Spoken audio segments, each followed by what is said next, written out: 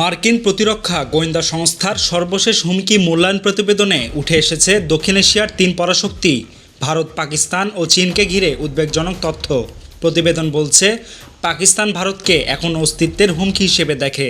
অপরদিকে ভারত চীনকে প্রধান প্রতিপক্ষ এবং পাকিস্তানকে নিরাপত্তা সমস্যা হিসেবে চিহ্নিত করেছে।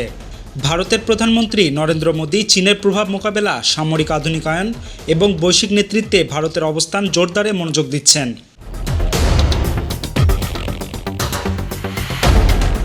প্রতিবেদনে পেহেলগামে সন্ত্রাসী হামলার জেরে ভারত পাকিস্তান সাম্প্রতিক সংঘাতের কথাও উঠে এসেছে। ভারত সন্ত্রাসী ঘাঁটিতে হামলা চালায়, পাল্টা জবাবে পাকিস্তান 6টি ভারতীয় যুদ্ধবিমান ভূপাতিত করে। পরে যুক্তরাষ্ট্রের মধ্যস্থতায় যুদ্ধবিরতি হয়। চীন ও ভারতের সীমান্ত বিরোধ, ভারতের রাশিয়ার উপর নির্ভরতা হ্রাস এবং পাকিস্তানের পারমাণবিক অস্ত্রভান্ডার আধুনিকায়নের দিকেও ইঙ্গিত দেওয়া হয়েছে।